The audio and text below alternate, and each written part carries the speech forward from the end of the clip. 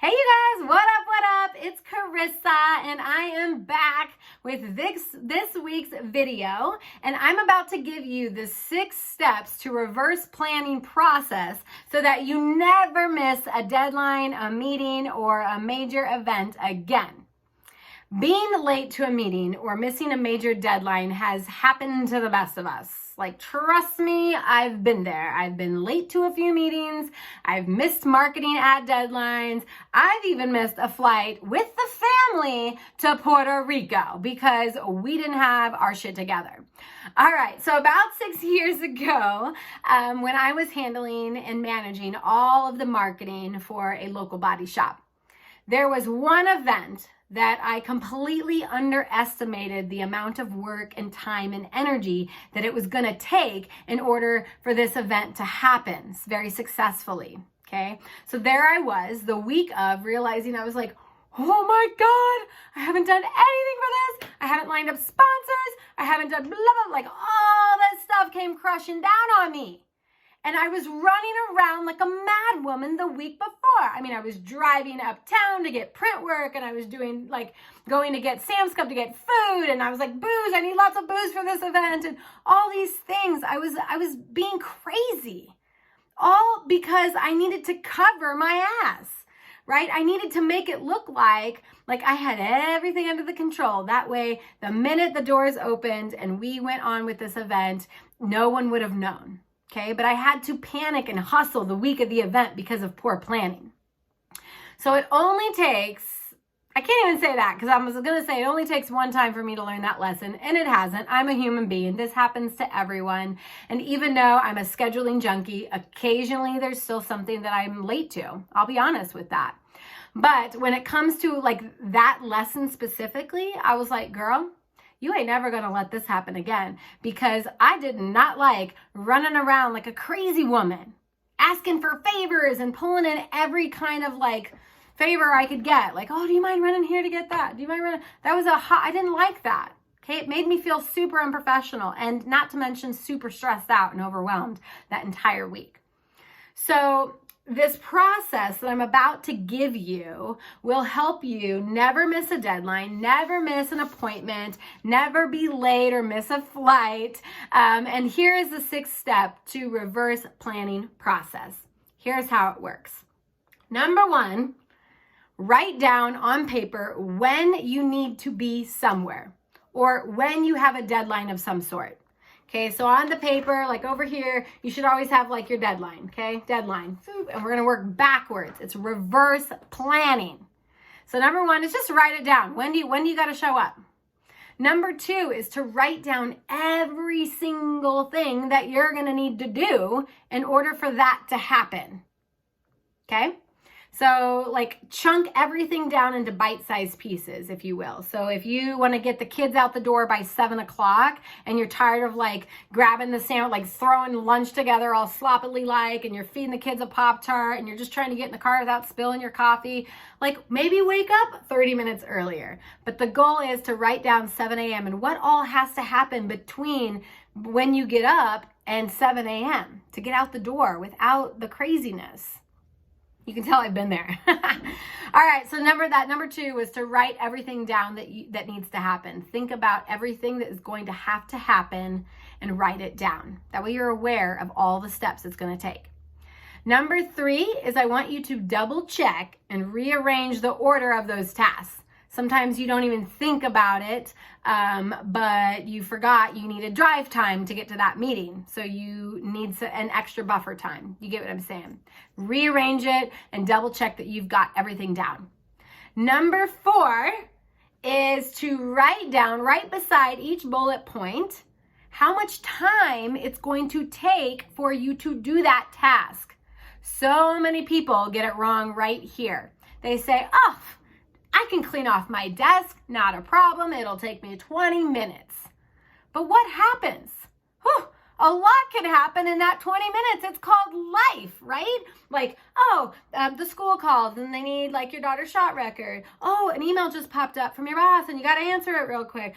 All these things can just pop up in a matter of 20 minutes. And you got to stop what you're doing and do that. So think about realistic time that it's going to take you to do X. Okay, you get what I'm saying? Time. Over plan it. All right, number 5 then is to calculate it all backwards. So you have your list of tasks, you have your paper that has like the date or the time that you have to be somewhere at, and I want you to now put everything and start calculating it backwards. What do I got to do right before I do X, and then Z, and then Y? I can't go backwards. Don't ask me to do that. Like A, B, C, D, okay? But the end result always happens at the beginning, like the end time. Okay, I'm going to give you a great example of this here in a minute. So just for right now, write down number 5 is to calculate backwards. I'm going to give you a great example, I promise. All right, number 6, the last one that a lot of people don't do is to schedule in those tasks. So once you realize what you need to do, you need to go into your calendar and schedule it. If you're like me, if it ain't written down, if it ain't on the calendar, it doesn't happen. I will miss a meeting all day long if it doesn't get in the calendar, right? So schedule in those tasks no matter how small they are. If you have a networking meeting from 8:30 to 9:30 and you have an appointment at 10, hello, I hope you can get there in between and drive time and still look like you've, like got your life in order. Allow the time and schedule it all in. All right, let me give you a great example, right? So I have a speaking engagement coming up in downtown Omaha, and it's coming up on Tuesday. Let's just say, give you a good example, Tuesday. And I've not only got to show up with a lot of energy, but I got to look presentable. I got to look organized. I got to look like I got my shit together, right? Right. Okay.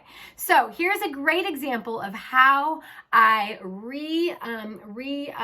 reverse plan. Sorry, I just got totally distracted. Reverse plan. All right, so 2 p.m. I want to be at my speaking, like on site for my speaking engagement. It's in downtown Omaha. Okay, 2 p.m. The event's actually at 3, but I want a full hour of buff time. Okay, so I want to be there at 2 o'clock. At 1:30, I need to leave the hotel or the house because, hey, MapQuest says it takes 20 minutes, and I'm going to now add some buffer time so that 20 turns into 30, and I need to leave the hotel or the house by 1:30. No negotiating that. Got to get there. 1:30. So then an hour before I need to leave, it's 12:30 and I got to get showered and ready, right? I got to get showered and ready and eat a little something because a girl's got to look fresh and a girl has to have some food in her belly or like ain't nobody going to have a good day. I get real hangry.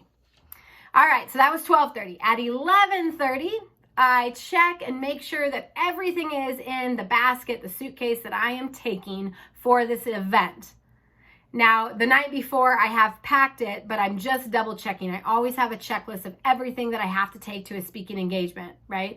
I've got my materials, my workbooks, my laptops, my cord, my tripod, my phone, like pens, paper, everything that I'm gonna need. There's a checklist, but I double check to make sure it's in it, including batteries for the little clicker thing. Those things always die. All right, so that's what I do at 11:30.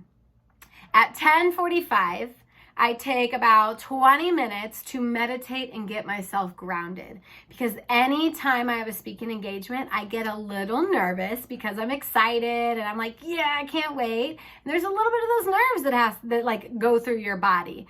So I meditate, I ground myself, and I mentally prepare for this event. It's one of my favorite things to do. Okay, so I meditate at 10:45. At 9:30, I'm checking my email really quickly, right? I'm gonna quickly scan for any fires that I have to put out, or I'm scanning for the event coordinator to like email and be like, Carissa, the building burned down, we're not gonna have this event. Like, oh, I would hope not, but like any fires that need to get put out. No pun intended there. All right. And the reason why I don't sit there and like check every email really quickly, guys, is because that allows for more distractions. Ooh, what happens when I'm on my computer, right? Like, oh, Outlook loves to remind me of all these different things and YouTube and social media posts. And then all of a sudden I've went down the rabbit hole and I'm completely like time sucked in. And I'm like, I need it, and now I'm scramming, okay? I don't want to do that. I just quickly check for fires that need to get put out. All right, 8 a.m., of course, I'm getting my daughter off to school. 6 a.m., I'm eating breakfast. 4 a.m. my ass is in the gym, because if I don't go to the gym, I'm not very motivated, and I need that motivation to really like pump myself up for that day. So the gym is a non-negotiable, unless it's like a 6 a.m. speaking thing, and then I'm like, oh, that's so early. But anyways, you get the idea, right? I started with